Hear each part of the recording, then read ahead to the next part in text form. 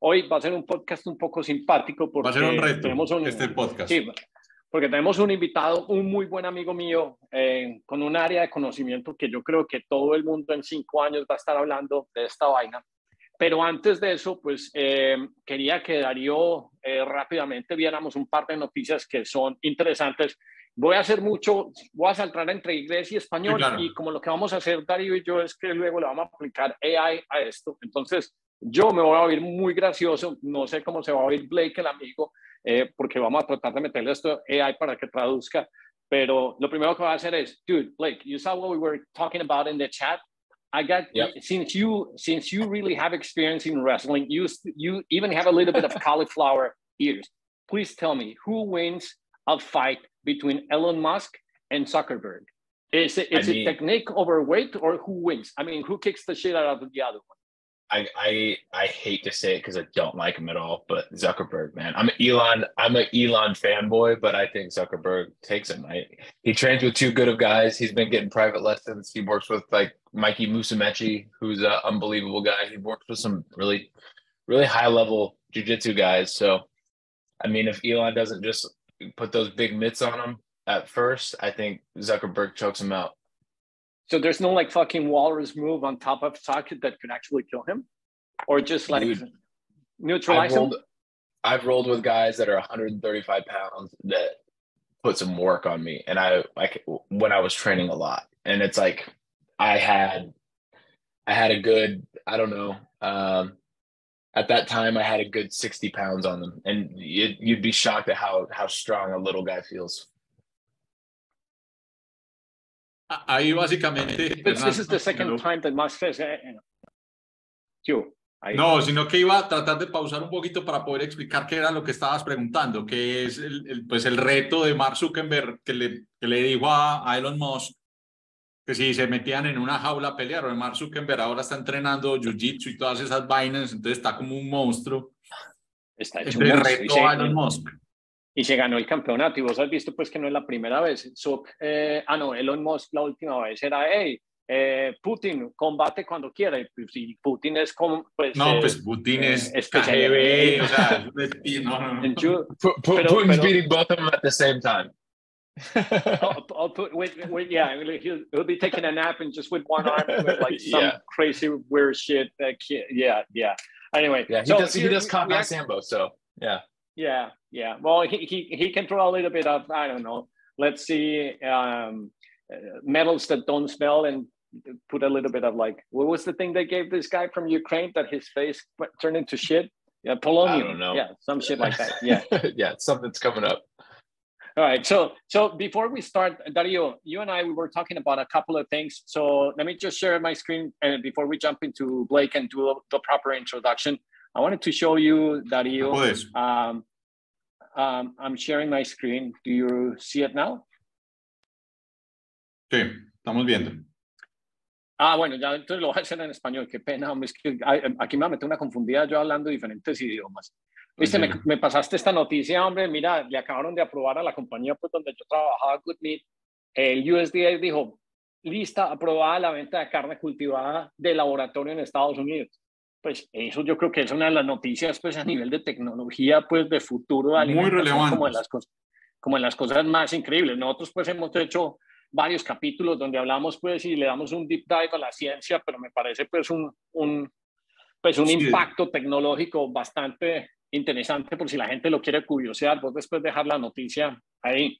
Pero sí, pues, claro, y de hecho pues tuvimos en el episodio 35 que lo vamos a marcar a Víctor Santo. Exacto, que nos explicó específicamente pues, que él es parte fundamental de todo este proceso de creación, de cómo se hace ese proceso. Entonces resulta pues muy interesante que aproximadamente hace unos 2 meses, puede ser un poco más, entrevistamos a este individuo y ahora sale la gran noticia de que esto es completamente aprobado. Entonces, Hernán, solo para entender, ¿eso qué quiere decir? Que ya se puede comercializar sin ningún problema.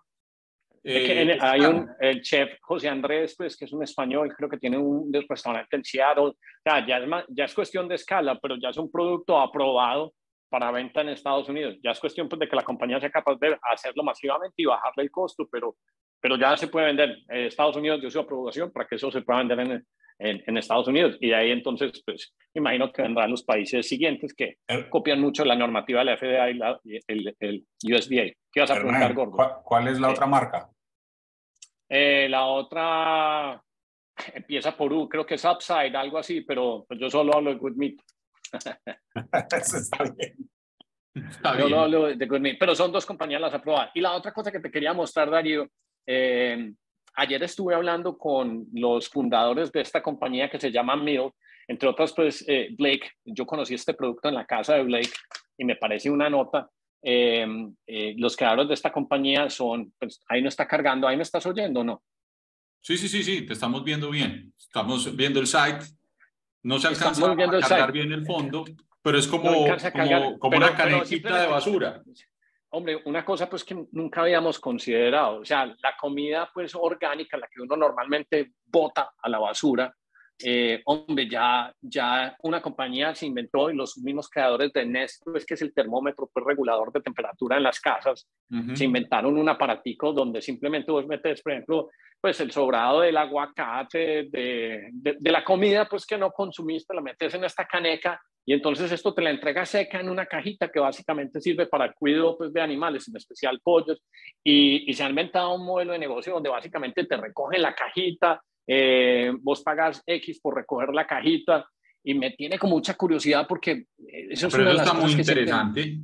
Vení, es entonces una de las cosas lo que hace es que crea como un ladrillito, y ese ladrillo es que cuido para pollos.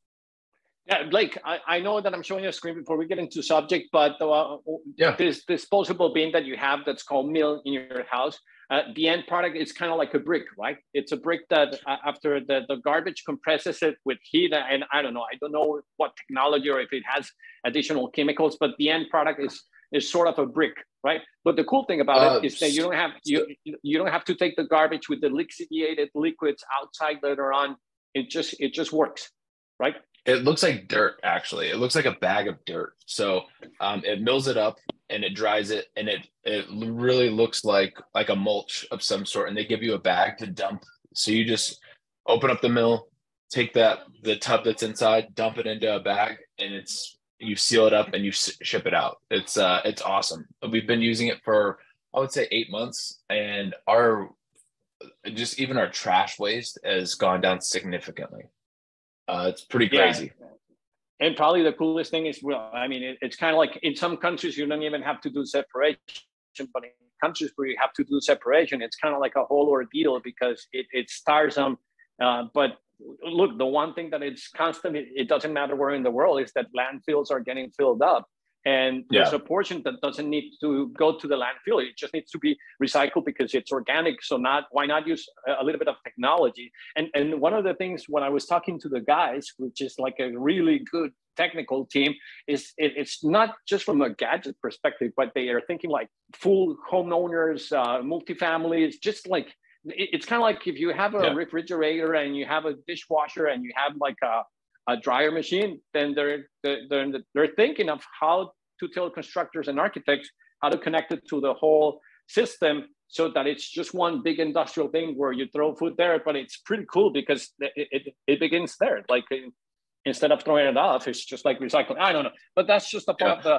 I would honestly say that we've gone from having trash and recycle to basically everything's going in recycle or going into our mill. That's what like really shocked me.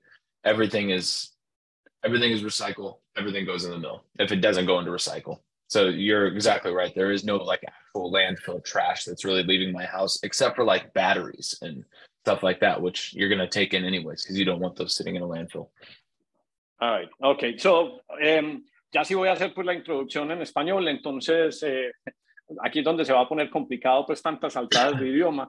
Pero pues lo hacemos muy fluido, y una de las razones por las que quería invitar a Blake, pues a Blake cuando yo vivía en San Francisco me hice súper amigo de él, porque es el esposo además de Gaby, que era la General Counsel de Just. Entonces pues obviamente nos parchamos una infinidad de veces, y Blake tiene, además, pues, ¿qué hace? Pues, o sea, tenemos un montón de cosas en común. Entonces, este man le fascina montar en bicicletas de montaña, hacer hiking. Nos hemos tomado unas muy buenas cervecitas, pero me empezó a decir, hey, Hernán, Fue el que me enseñó a comprar NFTs, además. fue el que te enseñó a comprar NFTs, right? He was the one that taught us how to buy certain NFTs in our first fund. That's right. Pero además de eso, él mantiene un conocimiento, pues, de todo psilocybin, mushrooms, y me dijo, hey, ¿vos ya has probado esto? Mira que yo tengo un montón de amigos que pues... De hongos, estás hablando de hongos. De hongos, prevención del suicidio, no sé qué cosas, cura de la depresión, el microdosing. Yo he sido medio gallina, pues, con ese tema. Pero la última vez que estuve, me fui y me quedé en la casa de él y me dijo, probá. Y me probé un par de esos. ¿Probaste hongos? Y pasamos buenísimo, nos tomamos unos tragos, hablamos huevonas, éramos como Beavis y Butthead hablando muertos de la risa, o sea, un rato muy agradable, pero luego me empezó a explicar sobre las implicaciones y los beneficios, y uno ha oído sobre estos temas, pues Joe Rogan hablando, Paul Stamets, y yo, hey, contame esto, pues los hongos, pues es el órgano viviente más grande que hay en el planeta Tierra, y este man ha desarrollado una línea de conocimiento la más increíble, y siempre también ha estado involucrado en startups. O sea, ahorita él nos va a contar un poquito, pues, de su trayectoria. En este momento creo que todavía sigue trabajando en Adobe. Gordo, usted, pues, le puede preguntar al amigo Blake que si le da, pues, unas licencias, pues, porque uno no puede estar, pues, utilizando licencias, piratas, digamos, cuestionables, pues. Más pirata que un berraco. Eso sí está muy mal hecho, pero trabaja en Adobe y tiene una experiencia, y pues también es amigo del chat. Compartimos conocimiento, nos parchamos cuando estamos juntos. Entonces yo sí quería, pues, que él nos compartiera sobre todo lo que está desarrollando. Él tiene como una idea, como de un emprendimiento en torno a esto. Yo creo que son de esas cosas que nunca habíamos conocido, Darío. No sé si te acordás que, por ejemplo, en Colombia hubo un cuento de una gente que empezó Farmacielo, pues, con todo esto del cannabis, y esa acción subió mucho, luego pues como que bajó un poquito, pero no obstante que lo que importa es, hey, existen algunas otras fuentes en la naturaleza que pues pueden otorgarnos ciertos beneficios, y aquí tenemos una persona que lleva, no sé, por ahí 5 o 10 años pues explorando todo ese cuento. Ahora sí, Gordo, como usted ya me lo han criticado en alguno de los podcasts pasados que no ha hecho las introducciones, dejo que hagas esta ya, y ya sí salgo entonces a Blake. Pues hoy estamos muy poquitos. ¿Por qué no? Porque como están viajando, Lucas dijo, no, hey, marica, no puedo, estoy en Toledo. Y Ricky, no, estoy en Cali recibiendo premios, no puedo atenderlos. Entonces, pues tocó despachar, pues. Estamos con Hernán Darío Jaramillo. Desde Croacia con amor. ¿Hasta en dónde? Croacia. Ay, juepucha, yo pensé que estabas todavía en Italia. No, el hombre no estoy rápido. El hombre muy rápido. Estoy en Croacia porque me creo un quinceañero y voy por una fiesta mañana que se llama Gates Afagarta. Les mandaré fotos posteriormente, pues. Gates. Vea, pues. Pero no, bueno, no iba a decir otra palabra. Bueno. Entonces, Hernán, nuestro líder del grupo. Pero no espiritual, pues. No, nada, no le creemos mucho, pero le hacemos creer que es el líder. Él es un emprendedor digital con muchos años en Silicon Valley, desde Medellín, Colombia. Una persona que ha levantado hasta más de $100 millones para las empresas que siempre ha trabajado. Hoy en día, pues, está en Croacia porque mañana va para una fiesta. Tenemos fiesta.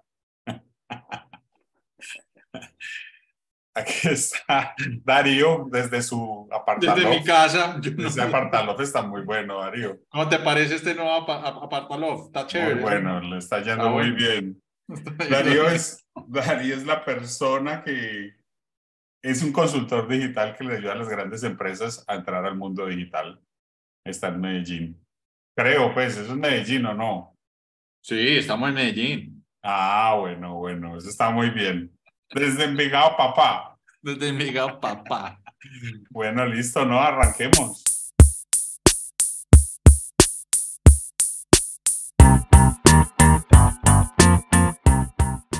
Sí. All right, Blanket.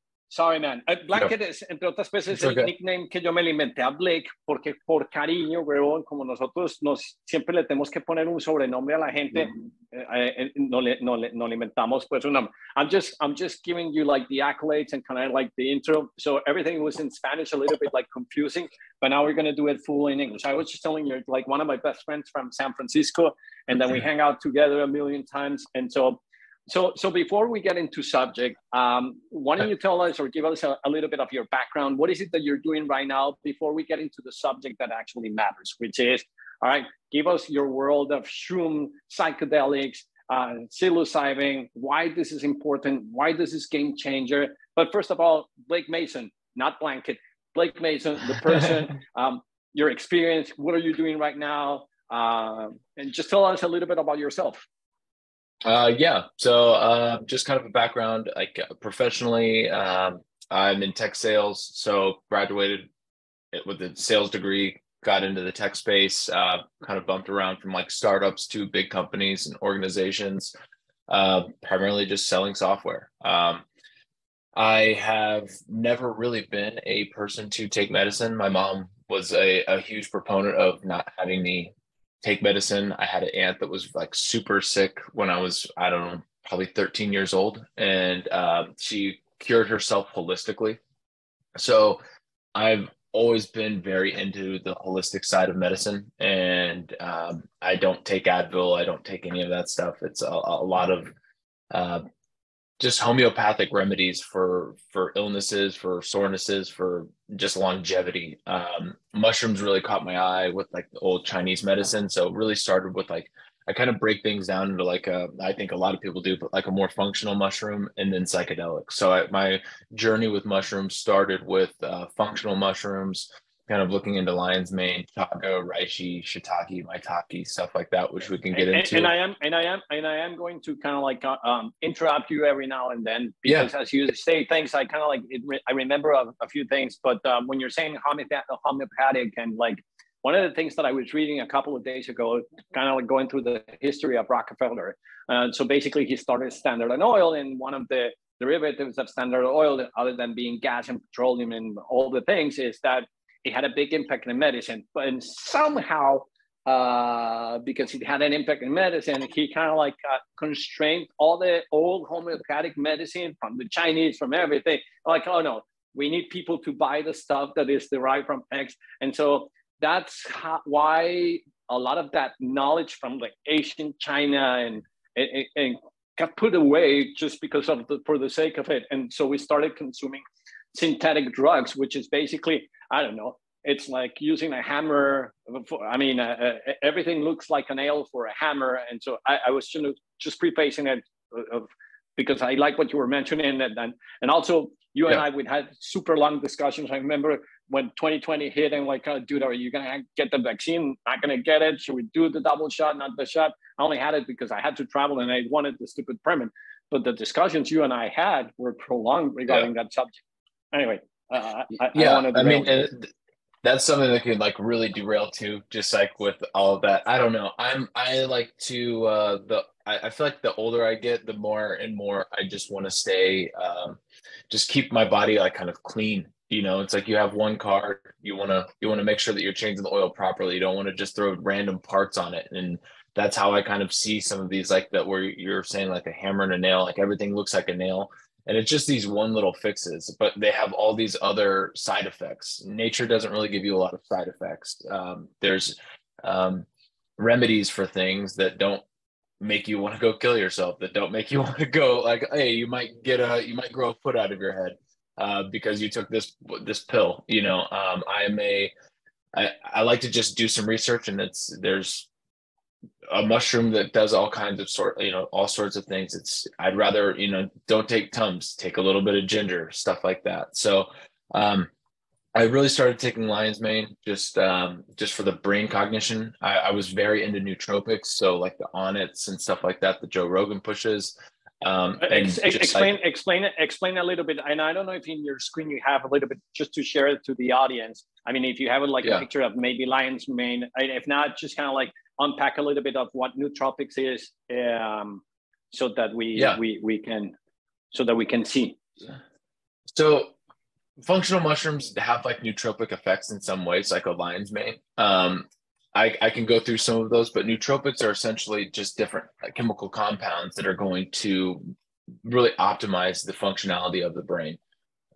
There's a ton of different like acetylcholines and stuff like that that will like be put into compounds like onnits to just kind of give you that flow state, if you will.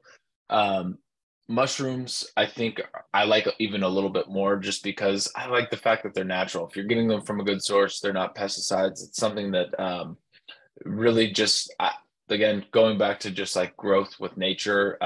If the earth gave it to us, it's probably good for us, you know.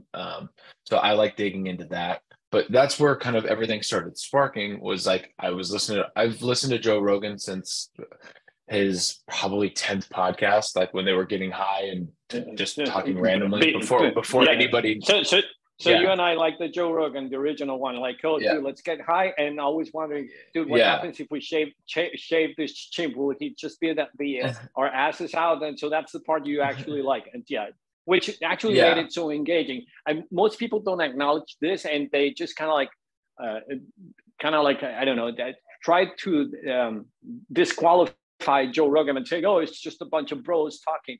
But I used to listen to a bunch of like Tim Ferriss, and it was cool, it was interesting, but then it sounded like too prepared, too academic, like the same set of questions. What are three things you wear or use that change your life? What are the 4 books? And when you go out with your friends, you never ask your friend, hey, dude, what is the book that you're reading? You're like, no, dude, you're talking about weird shit. Oh, you're like swimming, like, oh, I wonder if a white shark could actually kill a grizzly bear. And like, what happens if I smoke this or drink this? How high can you get? So it's more like a bro. And that's why he actually made it so enticing and why so many people connected and kind of related to him, because he was just a dude talking to other friends in dude format, exploring different type of subjects that I find super, super interesting. I've never, I mean, I like my beer and my wine, but I've never been into like, I've smoked marijuana, but I'm not a user. I don't consume it, but I'm always been intrigued of what is the opening, what are the senses, what are the benefits that you can actually get from the knowledge of all this world of mycology and chemistry that you're not aware and you just simply don't understand. Because one thing is constant. For example, I was talking with Adrian Langard, which used to work at Just, and I met him at his place in Paris, and he told me, no, dude, I went to Peru and I had this experience with a shaman. So everybody's taking the ayahuasca, and they say they have like the spiritual moment where they reconciliate with, I don't know, with, let's say, with the sentiment or feelings from they had with relatives or families or people that have passed away. And so it starts to compound in such a way that you're like, start to scratch your head. Maybe our senses are not perceiving what they're made for. Maybe there's something else that is there. And so as you talk with more and more people, you got to be at least be open to listen and see what is it that you're actually missing out. Yeah, exactly. And I don't know, it really just kind of took me from like I said, the functional mushroom step into, oh, wow, like what can I do to, just in college, that's when I ate my first like heavy dose of mushrooms. And it was just like, I was exploring, and I've heard cool things about it. Where can I go? Let's alter my brain, let's see what's going on with it. And when you say mushrooms, what mushrooms are they? I mean, what type? It's the ones that you're walking through a forest that you pick. How do you consume them? Do you have to grind them, burn them? Yeah. So the first time that I did it, I had no idea what strains were. I had no idea. It's like you get a random bag of mushrooms that were likely grown outside somewhere, like on someone's farm, and they didn't taste good. I grew them. I didn't grow them at that point. I put them on a peanut butter and jelly sandwich. We ate, I think, about 3.5, 4 grams. And I just remember sitting on my couch, and it was just me and my buddy. We were on winter break, and it's like, hey, man, I don't think these things are doing anything. We had the TV on. We were laying on the couch. We were going to watch some crazy movie. and just see what was going on. And I was like, let's go back in the kitchen and find something. And I grabbed my phone. I looked at it. My hand looked like a Mickey Mouse hand. And I was like, oh shit. Like I went to press the key. I tried to text on my phone, and I was like, the entire world around me changed. We went on a walk through the underground tunnels. I went to Purdue University, so they've got a bunch of tunnels that connect to underground buildings. And I felt like I was on the Starship Enterprise. It was nuts, whole mind-boggling experience. I cried. At the end of it, my buddy called me and told me that he wasn't going to be my roommate, and I was crying because he was one of my best friends at the time. I'm still friends with him to this day. He ended up actually living with me, but it was just a wild experience. Felt super connected, but didn't have any intention going into it. So sporadically, friends would have psychedelics. Again, you didn't know what strain they were. You didn't really know what they were going. They just came in a gross looking Ziploc bag. And, whenever, they came around, let's try this, let's try that. And we kind of got into LSD. LSD really was a pivotal changer in my brain and the way that I think. And though it just had some insane experiences on that. And then, just kind of flash forwarding a few years, in my mid-20s, I was going through some weird stuff. I think when you're living in the most expensive city, you don't have any family around you. All my family's back in the Midwest. I'm in California. And I was just I was confused. I didn't know what I was doing out here. I wasn't making a lot of money. I had some success, but not a ton. And I found myself being a little bit depressed. And, I was drinking a lot at that point, partying with my friends, and I listened to Paul Stamets at a TED Talk, and he was talking about how important it was for depression and all these findings. And I said, hey, I'm not going to go get on an antidepressant drug. I don't know what to do. I was working out all the time, running and everything, and I just started asking around, and I ended up getting an ounce of mushrooms, and I didn't weigh them or anything. Why don't you tell us a little bit of why Paul Stamets is kind of like this super figure, and everybody that goes into the world of mycology actually knows about him, and he has kind of like a set of very cool stories that are very impressive. Yeah. I mean, the one that I remember the most, and I don't know why, is that he was walking through the middle of the forest. He went and climbed a tree, and he took a mushroom, but he was like 10 or 12, and he used to stutter a lot. And when he woke up, he was no longer stuttering. And I don't know why I remember that story, but then I heard and started to realize that there's a whole set of potentials, but why he's kind of like the legend or the expert, and why he lives in Oregon, right? He lives in Washington, I believe. Okay. I'm pretty sure that's Washington. And Washington's known for some of the most potent psychedelics that you can find that grow naturally, just given the weather up there. The climate is a hotbed for mushrooms up there, especially some of these really potent ones where it's they'll grow in colder climates. I think it's a Pan's. It's leaving me right now. It starts with an A, Azurinkins or something like that. Forgive me, I'm saying it probably completely wrong, but you can look this up. They're little tiny mushrooms that grow naturally up there under trees. And that's the mushroom that he actually thinks that he ate. He's got a company called Host Defense that is unbelievable. They grow all kinds of functional mushrooms, but he's a huge proponent of psychedelic mushrooms. He's the godfather of mycologists for our time right now. He's got an unbelievable wealth of knowledge across all aspects of mushrooms. And yeah, he's done been a proponent of a lot of the research that's going on in the psychedelic realm, as well as just the functional mushrooms. So if anybody's looking to get into functional mushrooms, Host Defense is a really good place to start, just because he's growing a ton of them in a very ethical way in the Pacific Northwest. All right. So Paul Stamets, the typical podcast with Joe Rogan. So that's what actually triggered your interest, and you started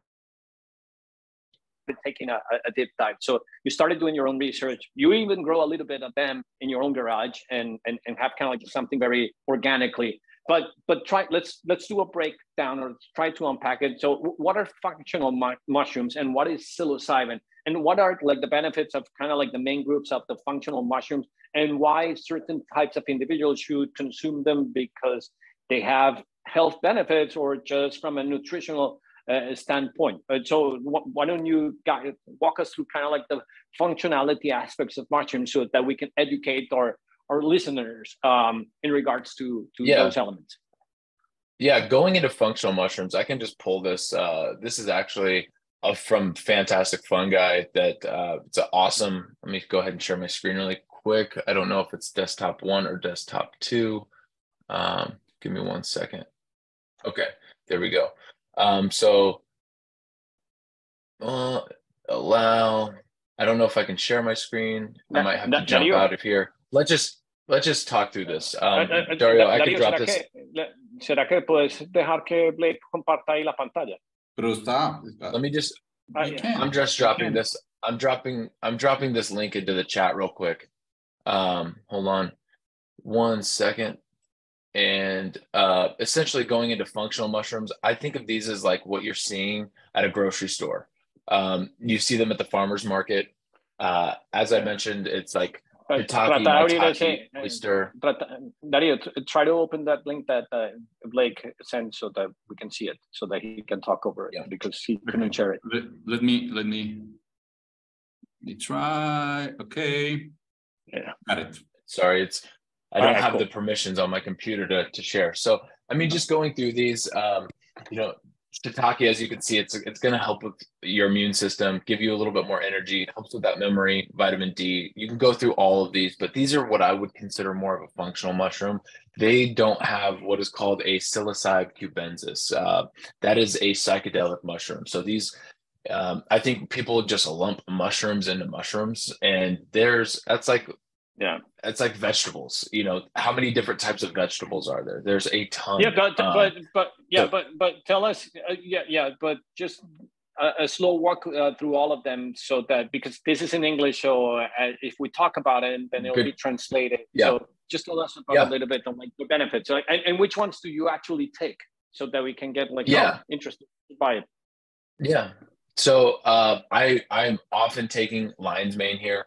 Lion's mane helps with memory, focus. It is a little bit of a digestive aid, but primarily it's going to be like helping with Alzheimer's and just that keeping your brain sharp for a lifetime. I take reishi.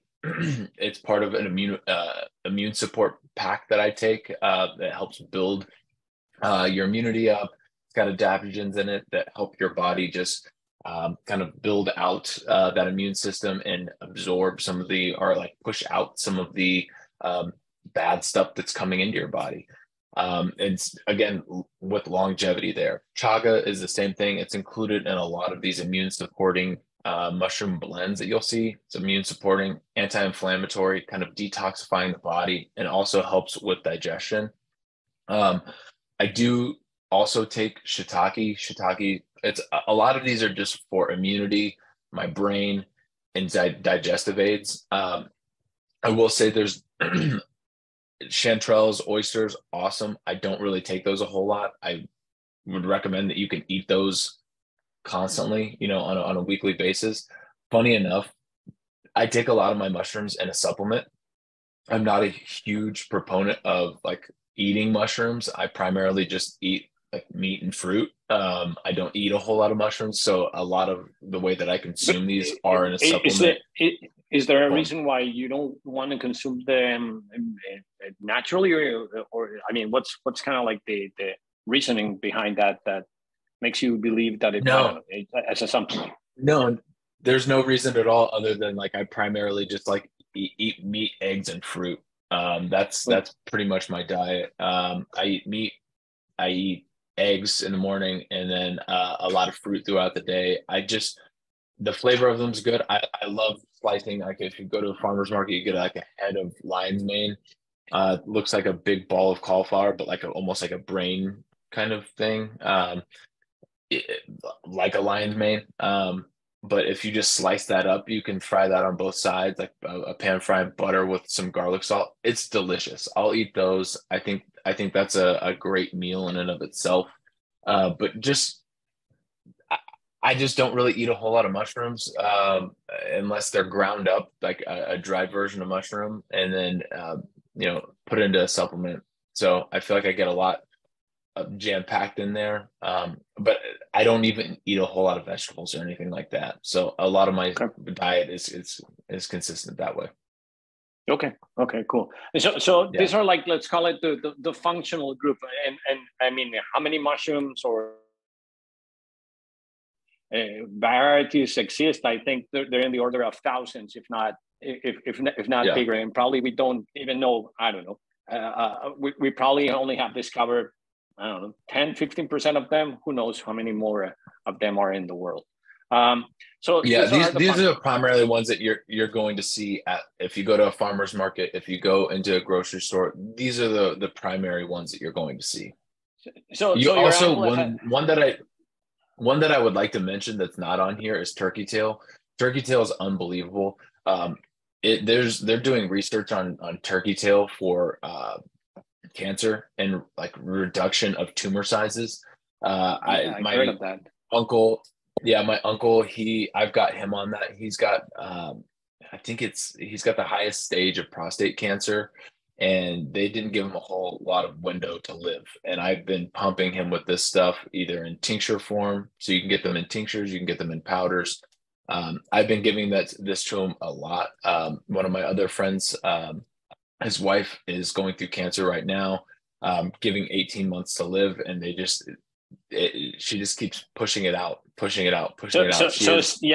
Stage cancer or tumor cancer, I mean, the highest level is actually 4. And you actually think that turkey tail helps patients with cancer? That's awesome. And what is the reluctance, they're doing research, for example? Yeah, and why is there like any reluctance from the medical sphere? Let's say if you're an oncologist, do they openly recommend, or it's kind of like taboo and you're like, you rather not touch that? For example, I don't know, I was reading, but everything is an anecdote. It doesn't mean that it has a validity and that it can be supported, but I've read people that were in the worst cases of cancer, and by doing cold baths, which is something that we like to, and doing fasting for prolonged periods, like for, I don't know, a week or 2 weeks, they went into remission, which is like awesome, but you don't know if it's a story. Yeah.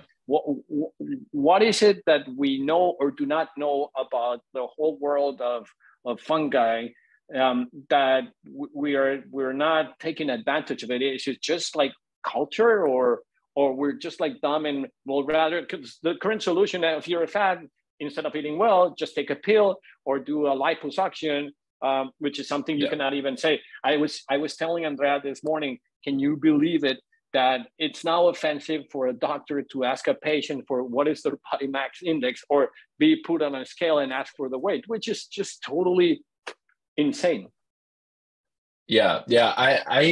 I don't go. So I went to a doctor recently because I got really, really sick with like this viral infection. That was the first time I've been to a doctor since I was probably been half of my life ago. No coincidence that I was at your house. No coincidence. And no coincidence at all.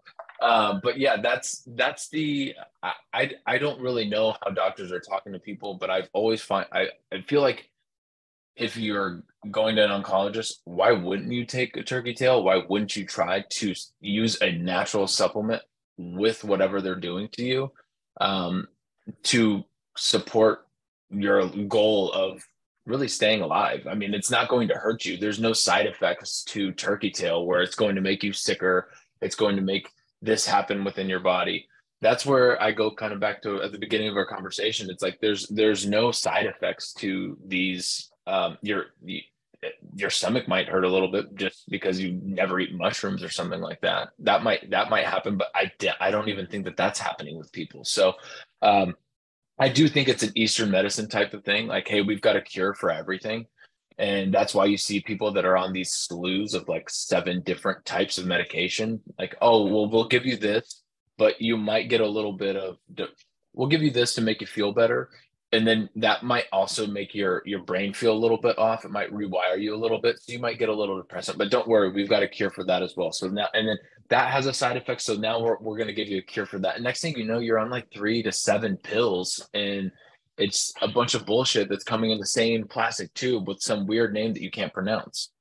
Darío, no sé si vos has pensado, de pronto tenés una traducción como del nombre, ese hongo pues que se llama turkey tail, que quiere decir como cola de pavo. ¿Vos lo has oído mencionar en nuestras tierras o no? Porque lo has oído mencionar? Pues yo soy muy ajeno a este tema, entonces no sé, seguramente lo puede haber, pero ni idea. Ahí sí le pedimos a los oyentes que nos digan si sí o no. Y sobra decir pues que es que nosotros pues no somos expertos en ningún tema, sino que simplemente somos personas que estamos curioseando y tratando de aprender, y entonces lo hacemos pues con amigos y cosas que tengamos. So Blake, going back to the subject, and so this is kind of like the aspect of functionality, but what is the other component? So this is from, let's call it nutritional health, holistic benefit.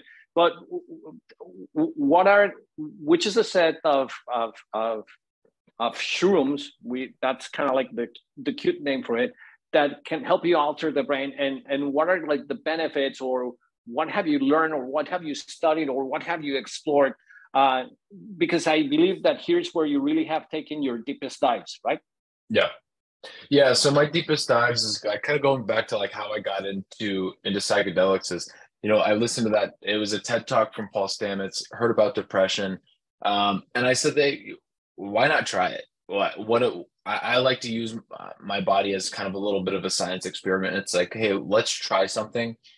So I got an ounce of mushrooms, and I never waited. I just, every day I would break off a piece of a mushroom and eat it. Just break it off, eat it. And I did this for 40 days. And I was taking a walk through, probably like a month into it. I was walking around my neighborhood, and I just thought to myself, like, I'm thinking like I'm back in high school. And to kind of put that in perspective, remember when you're like 16, 17, and like you're thinking about like, I'm going to graduate, I'm going to go do my schooling, wherever, and I'm going to be rich. I'm going to create everything that I want to create. I'm going to change the world. I'm going to build out whatever I want to build. I can do anything. And then you kind of, you graduate, and then you get into the thing, and you just become a cog in a wheel, and you're like, I don't really like life. Some people really do, but some people just find themselves in a desk job, sitting there and doing stuff that they don't like. So I was walking through my neighborhood, and I'm like, what am I doing? I can create stuff. I'm happy now. I'm much more happy. And a little piece of this mushroom made me feel this way.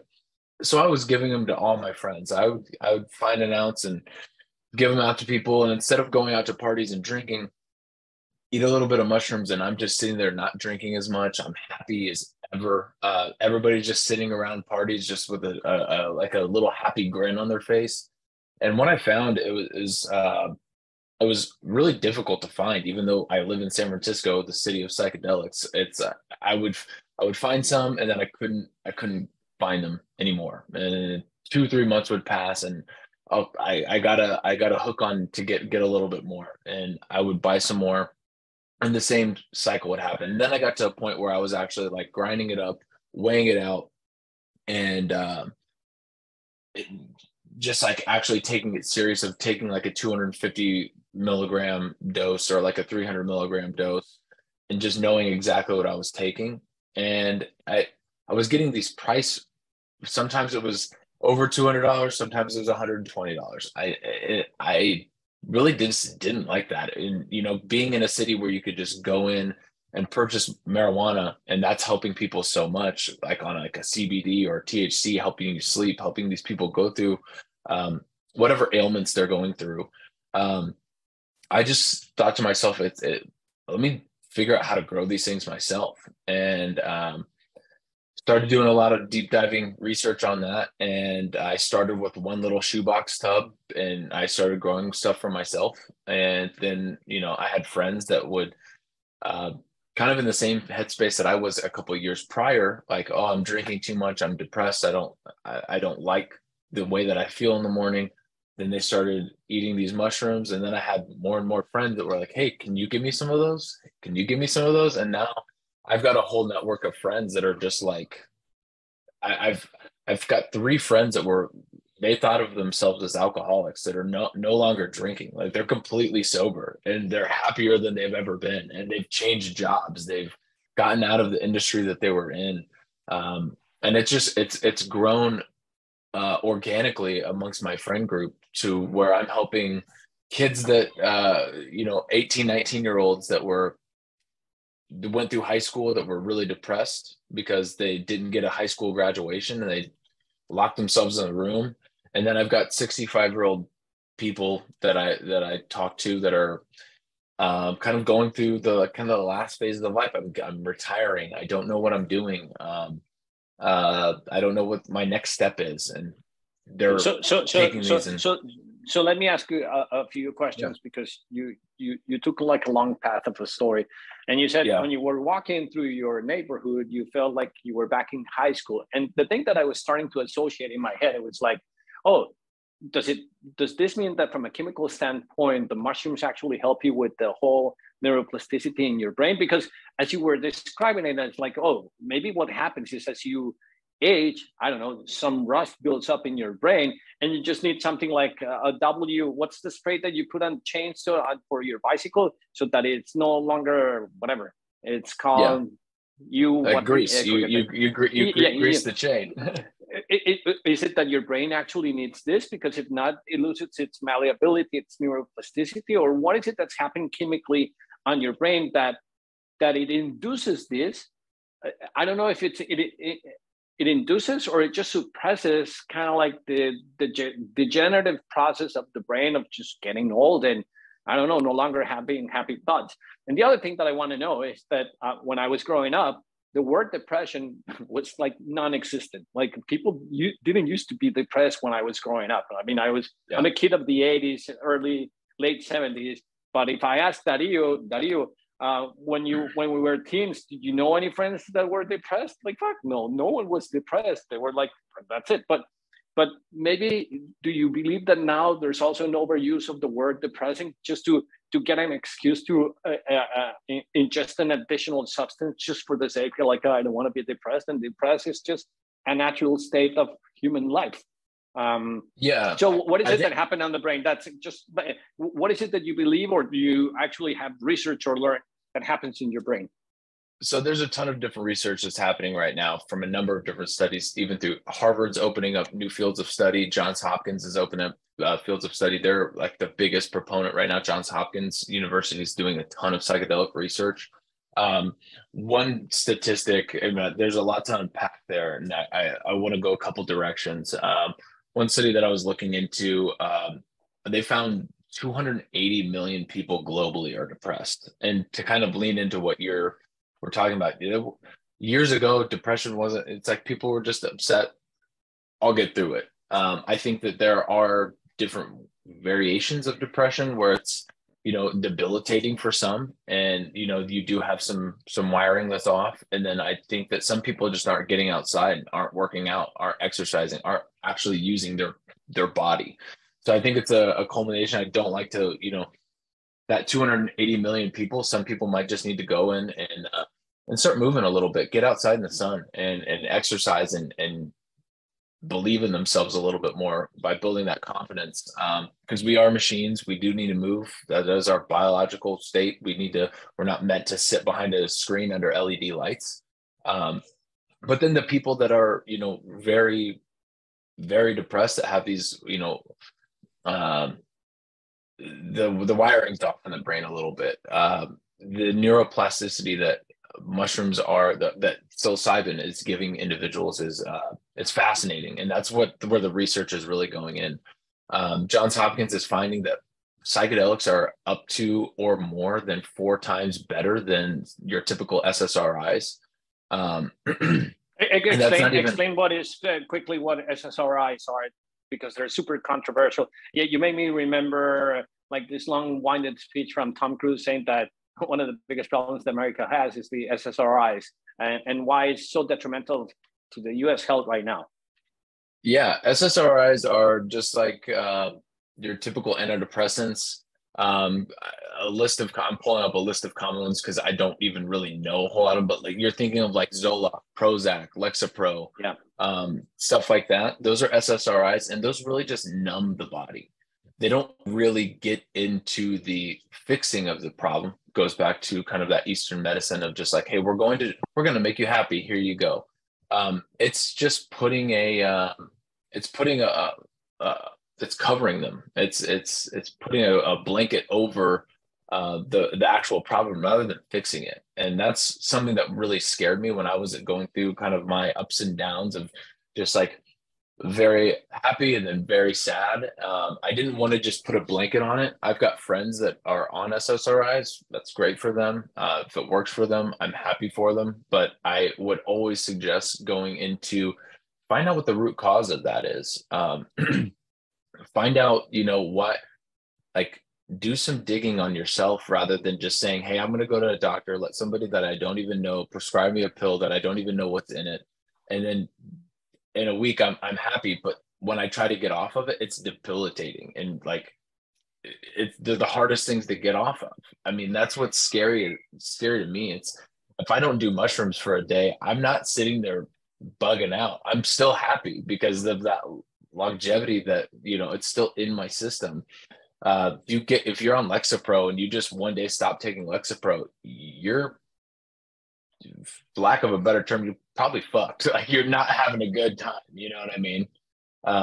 That from what I hear. And what's crazy about it is if you're taking an SSRI and you want to start getting into microdosing, just to kind of wean yourself off, there could be compilations that happen with that. It's rare, but you could go into like a psychosis a little bit. But more than anything is you don't even feel the psilocybin. You don't even feel the neurotransmitters kind of feeling that. You're not getting the rewiring that you're seeing in all these studies while you're on SSRI because they're blocking it. So what else is it blocking on a day-to-day basis that you're not actually feeling anymore? It's just masking something. Darío, Gordo, ¿cómo es que se llama esta película? La de un man que es con el mismo huevón de Hangover que se tomó una pastilla. ¿Cómo es que es? Limitless. Sí, Limitless. Sí. Es con Limitless. Con este Cooper. Sí, este man Cooper. So sometimes, as you were talking, one of the things is like, well, maybe I should just do microdose because I would get some sort of edge, kind of like in the Limitless movie, where I just kind of like tune in my brain and I don't know, I'm going to soon be 50 and I just want a little bit of extra juice from the rationale and thinking. Is that a potential benefit? Because there's people that swear that they're just more focused and more keen in the decision process, or this is just something that is just like a bunch of goofy dad stuff that it's made up. Is that something that's practical? The other thing that I've been reading is that a whole bunch of veterans that have like PTSD, they say that to kind of like relieve all that trauma from the violence that they've seen, this is probably one of the best tools to actually overcome all that trauma that has happened. What do you know about that? I mean, does it really help?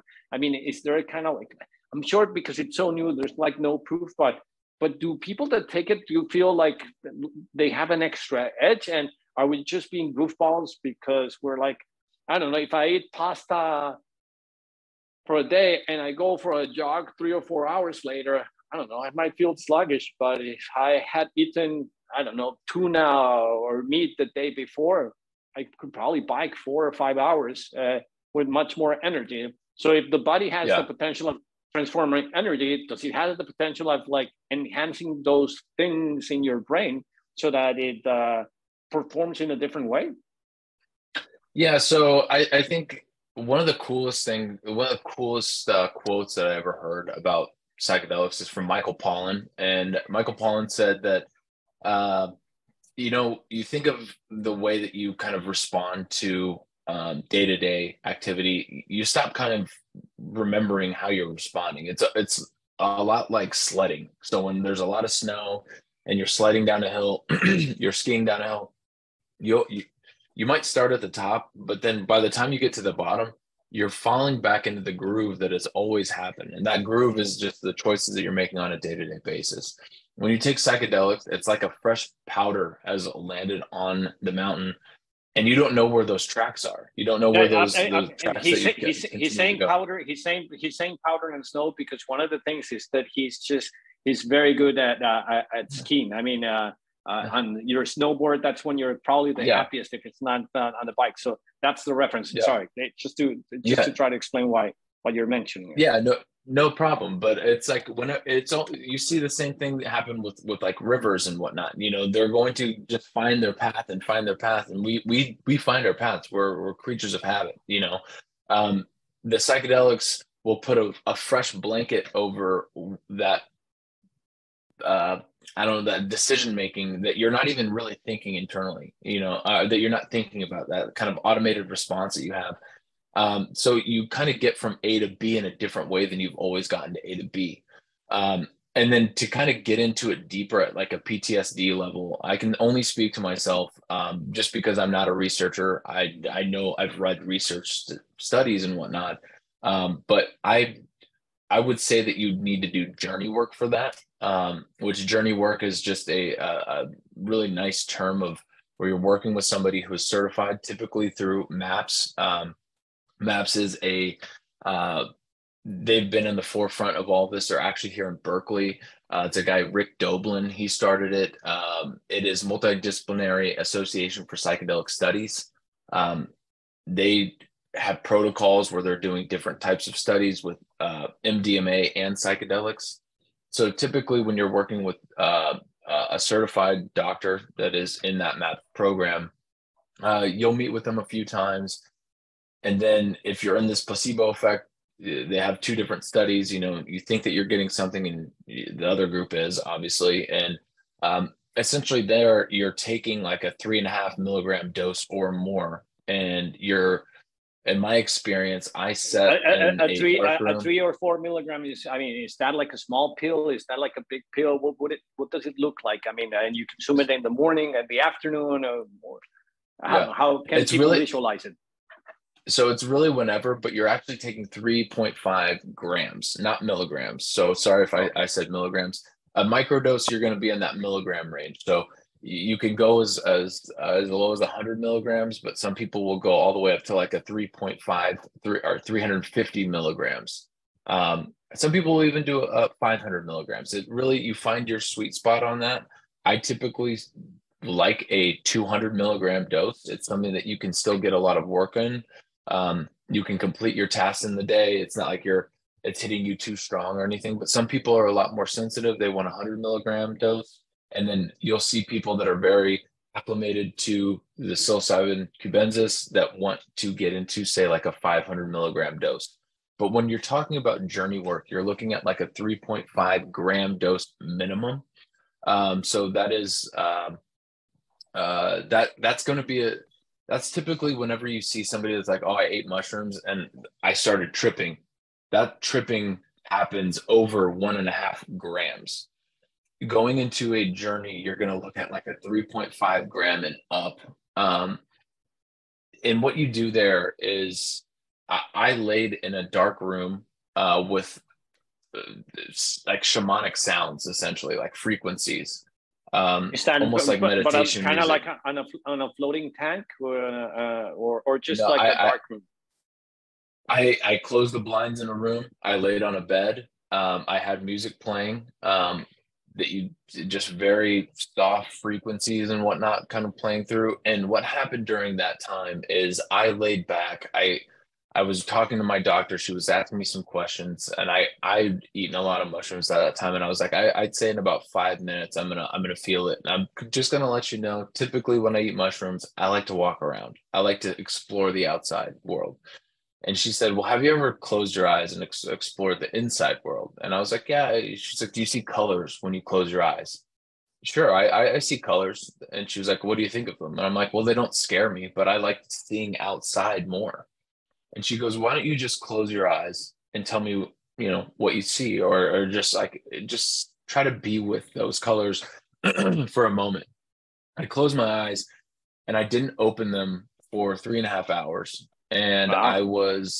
I was very lucid. I was awake. It's not like I was sleeping and took a nap. But what happened is I saw all the beauty of a psychedelic trip inside my soul. So where you see the yogi person that's sitting and you see all the shamanic colors going from, head all the way down to like the solar plexus. I saw all of those colors, and you see the damages that are happening. And what was really, really cool about that is I dove right in. I had a lot of intentions going into it. I wanted to fix some things. I took it very serious. I fasted for 36 hours, or I fasted for 48 hours before. I didn't drink any coffee for 2 weeks leading up to it, had no meat. So the first thing that I consumed was mushrooms, and I really took it seriously. So I did a deep dive. And what was fascinating about that is as I was laying there, I was seeing all these cool, beautiful chakra colors, but it felt like a whale was going through my body, and I would go in and I would see my body would find whatever I was on, whatever being was taking me on this journey through my soul. It would find some trauma. I wasn't seeing the trauma that happened. It's not like I was reliving some traumatic past, but that chakra color would find something in my soul, come back up to my eyes, and it felt like I had a flashlight. Somebody was taking a flashlight and clicking it on and off in front of my eyes, and then it would release off, and it would dive back down.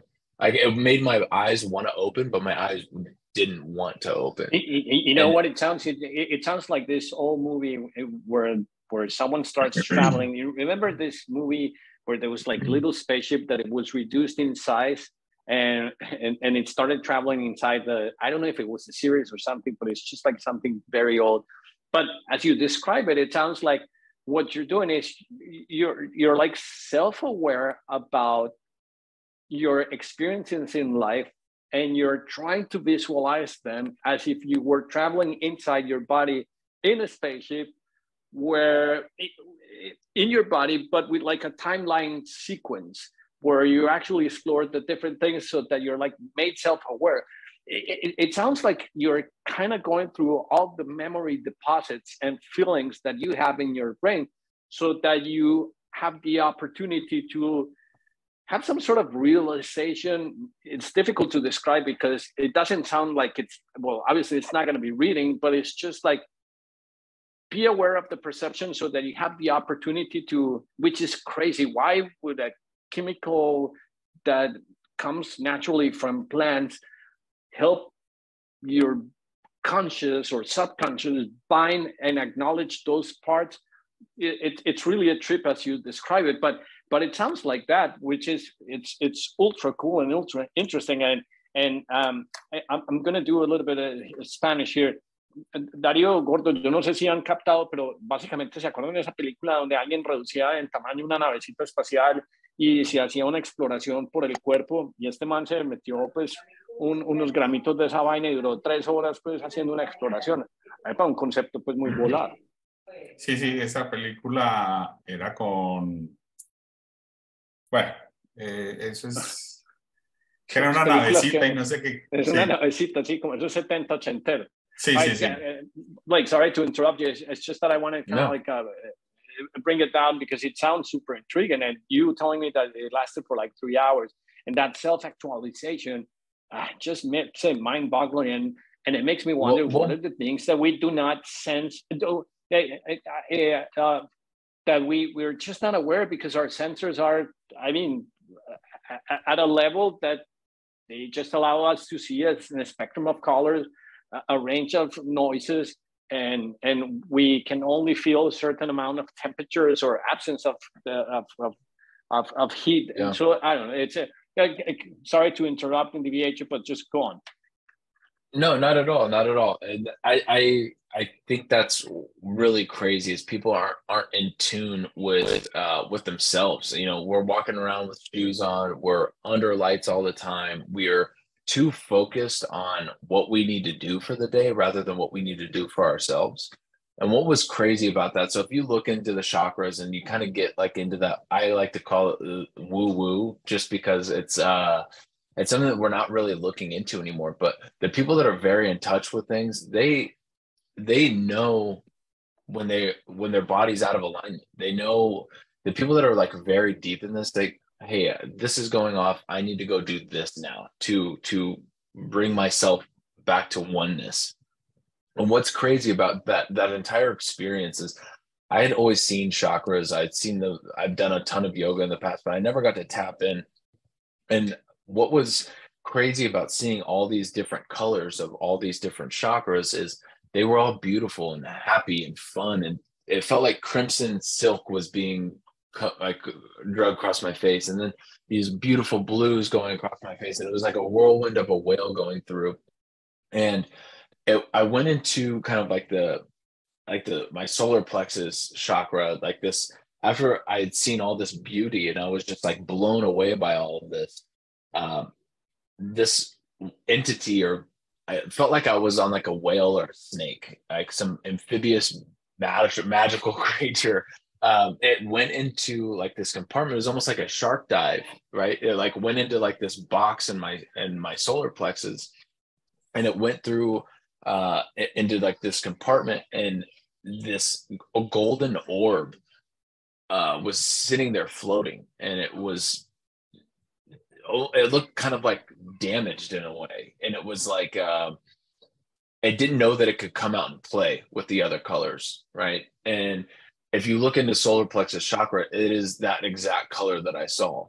I've got it pulled up here just on my other screen, but if you look into the influence of that chakra, it's will. Can you share it with Darío again? Sorry, Darío, ¿puedes compartir? ¿Estás todavía por ahí? Darío se fue. Se fue. What's crazy about it is, I'll continue talking about as we pull it up, but you can go through we can look at the other chakras, but you'll be able to see this is just kind of highlighting the one that I'm talking about specifically, just so I could speak to some of the issues that I was having in my day-to-day life. And then what happened during this trip that would just kind of blew my mind. You can look into all the chakras and everything, like basically what the elements are, what the influences are, what the qualities have like within your life. So the body, it's in your pancreas, stomach, liver, and gallbladder. Gordo, ahí lo estás viendo. Gordo, ¿estás viendo ahí o no? Sorry, Blake. No problem. No. Yeah, sorry. All right, I could continue talking while I try to share it here, man. Sorry about that. No problem at all. So the qualities of this are power, confidence, charisma, strong will, humor, mental clarity, and it's control issues, it's digestion, it's all of this. So what was really cool about all of this is that it says that I'm sharing my screen. Hold on, let me pull. I don't know if I can. Yeah, there we go. So just looking into some of the issues with this. So as I mentioned, this entity that was taking me through all of this and showing me my traumas, it showed me my trauma in my chakra. My chakra it was bottled up. It didn't want to come out and like play, like I mentioned, with the others. All the colors of these chakras were looking at this golden orb, and they were like, come out and play. Come out and play. You're fine. And this orb was like kind of hesitant, and then it said okay, and that's when I got the biggest kind of like flash in my face of like, it felt like I had a spotlight going through my face, and it just, and I mean, all at once it felt like all these colors of my chakras were just swimming together, and it was absolutely beautiful. And that, my entire life changed after that. I didn't have those I didn't have those weird feelings like I was having before. Like my self-confidence, my self-love came through, and that's what this chakra is all about. So I think that when you do these psychedelics, and if you can go deep into it and you really have an intention going into these things of what you want to fix, the mushrooms will show you. They show you. The psilocybin shows you. Is it because the psychedelics are just like a fast track to get your body, especially to those type of individuals like me, that do not know how to get into a trance, meditative, like a high, let's call it a different stage of frequency or vibration, where you could access that. It just facilitates it because it just it inhibits the senses to a certain degree, and that's when you connect. Is that what's chemically happening, or why? I'm not one to speak to what's chemically happening. There's a ton of different research that's going on to it. There's Terrence McKenna that said the stoned ape theory of, we were higher primates that found mushrooms growing under trees. We started eating that. Our brain doubled in size in a very, very short window. Some people think that's absolutely nonsense. Some people think that that's actually what happened, that we were apes that started eating mushrooms and we started to grow our brain size and evolve at a much more rapid rate because of the mushrooms. But what I think to myself is, when you're going into the functional mushrooms and all of that, really there is mushrooms help trees talk to each other underground. That's true. It's they're so connected. Living organism, and they're like, yeah, something. What's the name of the movie or the game that I was started watching with you with this Chilean actor, The Last of Us? What's the name? Yeah, Last of Us. Yeah, about cordyceps. Yeah, that's another one that wasn't on the list that we should probably add on. Cordyceps mushrooms is crazy. Those things grow out of caterpillars and make these zombie caterpillars, but have an unbelievable impact on just like our physical bodies, as far as just stamina and functionality in the body. You see a lot of people, a lot of the shamans that are taking people up in the Himalayas on Mount Everest, they eat a lot of cordyceps, and cordyceps are awesome for if you're doing any type of like sporting events, taking those. But going back into just mushrooms as a whole, it is the biggest organism on Earth. It's when trees don't have water, they're getting into the root systems. That's the original fiber network. I mean, that something happens in the Patagonia and all the way Anchorage, Alaska, mushrooms know. Yeah, they can tell trees, across the street or like across. You'll see trees that are getting a lot of water, and they'll start taking in less water to give more trees more water. With that fiber network that you were just talking about, and I can't help but wonder, we are biological animals. Why would we not be connected like that? And these mushrooms just make us more connected. Someone asked me when you tell the story about the mushrooms and the communication, it's like a whole trip. I don't know if you read the news in a couple of days ago, which I find this news fascinating. I'm jumping from mushrooms to animals, but have you seen the orcas chewing on the rudders of sailboats in the Iberian Peninsula? You think that fucking thing is orchestrated? There's like some sort of Aquaman saying, "Hey, all right, let's get together and synchronize and eat everything." Yeah. But the funniest one that I saw recently is like sharks are starting to jump on boats and chew on the hulls. And I'm like, what the fuck is happening here? This is like the weirdest coordination of all. And I don't know, imagine that their Wi-Fi thing is just a fungi all around the world, because they're fungi in the ocean too. It's not just in the earth, right? Yeah, mycelium is seemingly everywhere. It's it's really crazy. So I think that I'm a proponent of if these functional mushrooms are helping with your brain and helping with neuroreceptors, and psilocybin can do that at a kind of a deeper level. And we've been using this stuff for thousands of years, and it was squashed away. These ancient tribes have been using mushrooms forever. Kind of bringing like LSD into it, back in Ulysses, the stories of Ulysses. They were taking wine concoctions that we don't know if they had mushrooms in them, but they definitely had ergot in them, which is a kind of a precursor to LSD. And they were tripping. Like Plato, they were going to this one place in Greece, and they were eating.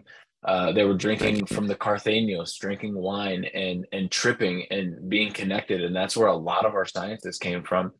These ancient tribes, like they're talking about, Egyptians and their use of mushrooms and how far they've gone back. They've been around forever, and people have been eating them forever. And we just stopped using them, and it got labeled into what happened is the Psychedelics Act in the 70s, that everything just kind of got squashed. So I think our generation labels mushrooms as like, oh, you're going to go trip balls and not, get all trippy and not know, what's going on in the world. You're going to go to some weird psychedelic place. The fucking CIA and their experiments doing bullshit, right? Yeah, it's like in the you're going to start putting flowers in your hair and not work. And that's not true at all. I think that if we are all on mushrooms, I'm a dad. I'm a better dad because I eat mushrooms. I don't sit there and go to some psychedelic state and try to play with my kid. I use them as a tool to find love within myself, to then push love and an abundance to everything else around me. And that's what ancient tribes have been doing for years. And, the Eastern medicine has just completely squandered that and made it lost. And I think a lot more people are now jumping on board with it. Fascinating. All right. And so now let's move a little bit into like the business aspect. And so what is happening, like, for example, and let's draw a parallel. So marijuana was not legal in the US. It started to be approved in first, I believe it was Colorado, then California, yep. And then a whole set of different businesses and drinks and chocolate bars and coffee beans. And it just started popping because eventually someone said, well, this is not as bad because X, Y, whatever reason. And states are actually making money of it. People are having tremendous successful businesses. What is the stage of legislation and business-wise around the world of psilocybin or shrooms, if we may say? Yeah, so globally, I'm not too sure. I know that there's some countries that are completely legal with everything, but in the U.S., Oregon is legal. Colorado is decriminalizing, I believe, in like Denver. There's a number of different counties that are decriminalized. There's 3 of them here in San Francisco, or in California. So it's getting on the ballots at a lot of places. Canada is fully legal with psilocybin. I think that we're kind of looking at that. The United States is looking at Canada as far as the legalization across the board. But you're seeing enough. I think last time I checked, there's probably more now, but there was like 26 different tickers on the Canadian Stock Exchange where you can, it's MDMA, it's DMT, it's psilocybin.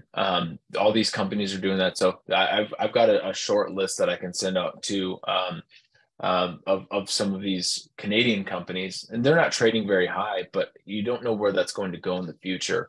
I see the United States really following suit on that. I think that we have a lot.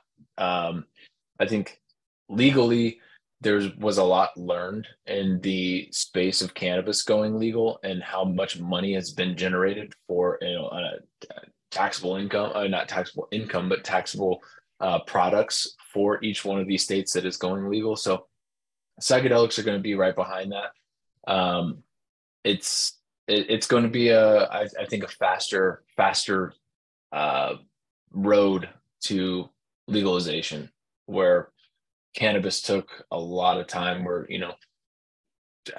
20 years into kind of from decriminalization into multiple states going legal.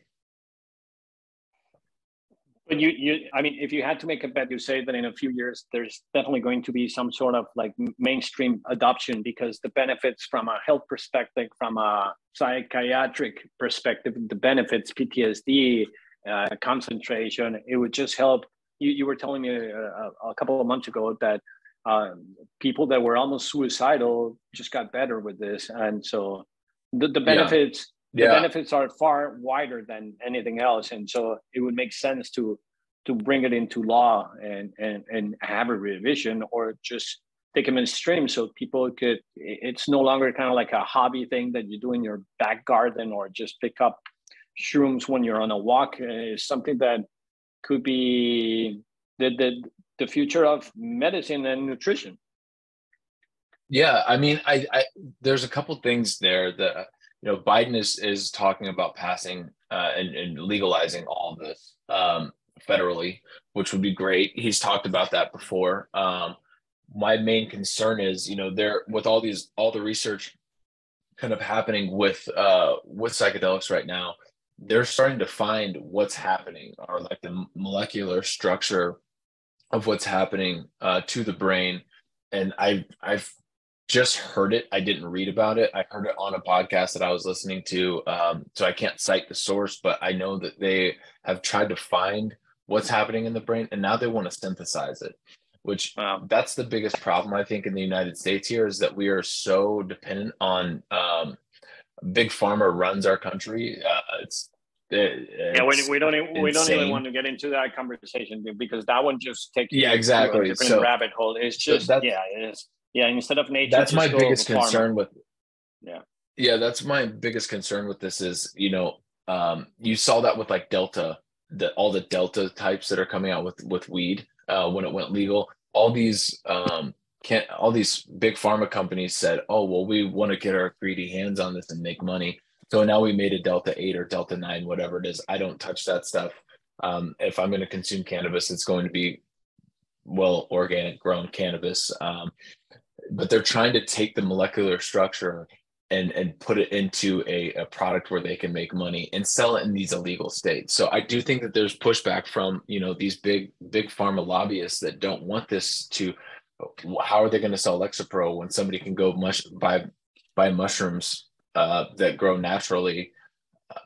Where's their money going to go? You know, these companies are generating billions and billions of dollars, and now you've got this thing that grows in pretty simple conditions that is 4 times, if not more, better than their current product. So that's my biggest fear on it. But I do ultimately see a path to legalization, and the entire shift is going to be on psychedelics.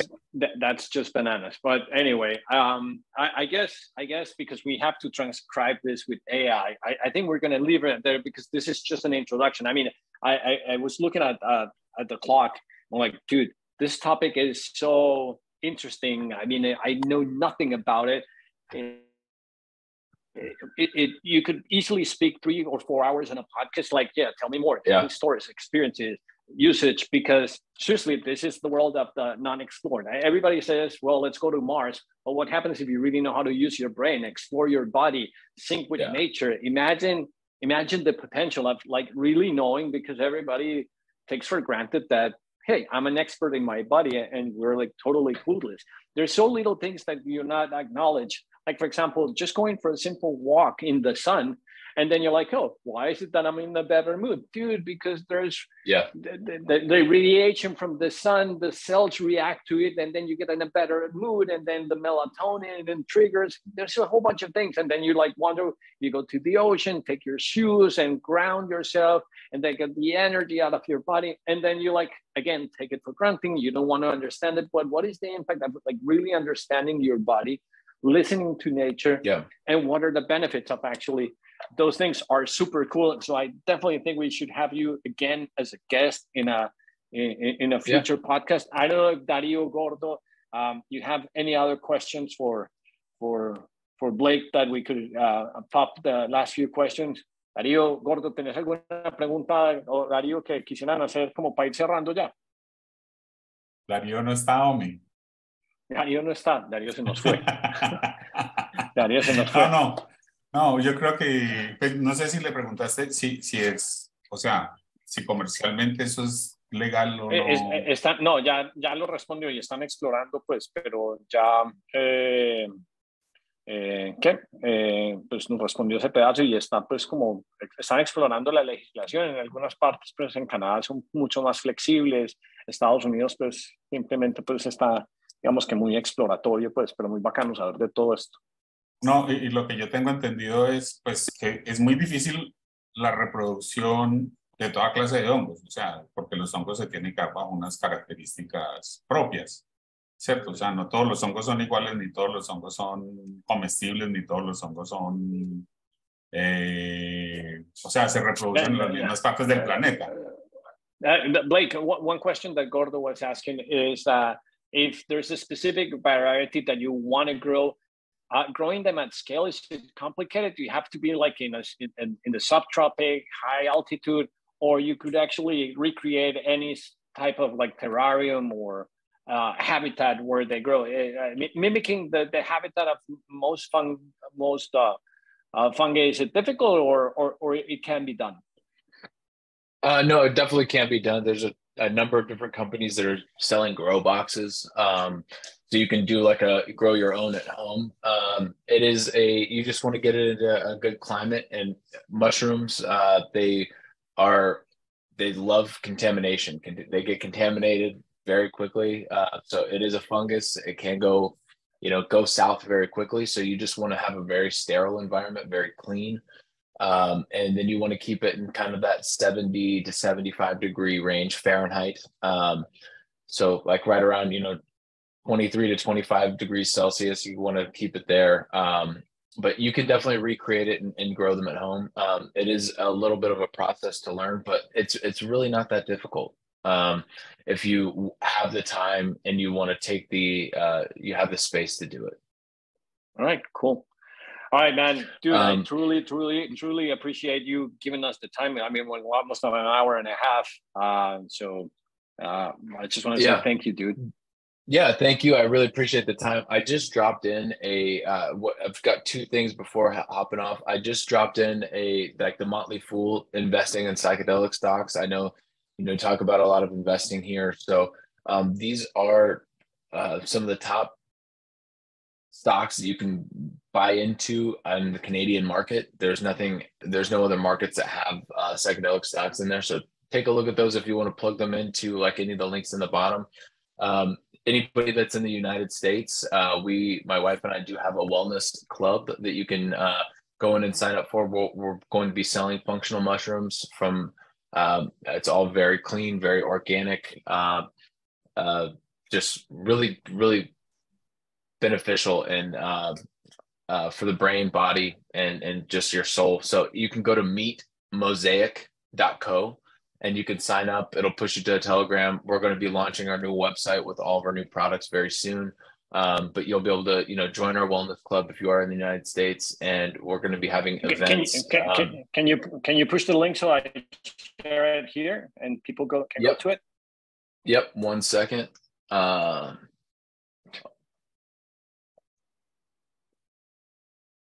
We are going through a quick rebrand right now, but this is our website where you will be pushed into our Telegram just to get updates.